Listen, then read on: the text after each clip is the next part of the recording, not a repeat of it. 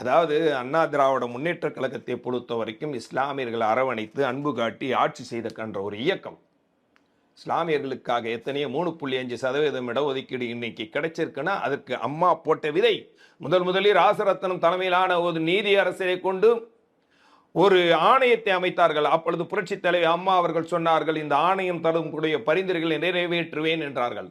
அந்த ஆணையம் 5% இடஒதுக்கீடை கொடுக்கும்படி ஆணையம் கடைசி கட்டத்திலே தேர்தல் சமயத்திலே ஆய்வறிக்கை கொடுத்தனார்கள். ஆனால் அதற்கு அடுத்த வந்த தேர்தலில் திமுக வெற்றி பெற்றது. ஆனால் அதனால அந்த ஆணையம் கொடுத்த பரிந்துரையை நிறைவேற்ற முடியலை. அம்மா ஆட்சியிலிருந்து 5% இடஒதுக்கீட்டை கொடுத்திருப்பார்கள். ஆனால் அதற்கு பிறகு அந்த ஆணையத்தை கலைத்து ஒரு புதிய ஆணையத்தை போட்டுட்டு 3.5% இடஒதுக்கீட்டை கொடுத்தீங்க. முஸ்லிம்களுக்கு நீங்க என்ன செஞ்சீங்க? அப்துல் கலாம் அவர்களை நீங்கள் எங்கள் புரட்சித் தலைவர் அம்மா அவர்கள் ஜனாதிபதியாக்க வேண்டும் என்று பரிந்துரை செய்தார். நீங்கள் அவர் எதிர்த்து கலாம் என்றால் கழகம் என்றீர்கள்.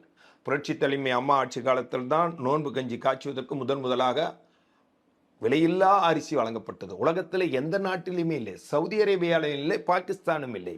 காகிதம் இல்லத்துக்கு மணிமண்டபம், திப்பு சுல்தானுக்கு மணிமண்டபம், ஐதர் அலிக்கு மணிமண்டபம், எத்தனையோ திட்டங்களை கொண்டு வந்த ஒரு மாபெரும் மக்கள் இயக்கம். நீங்கள் என்ன பண்றீங்க?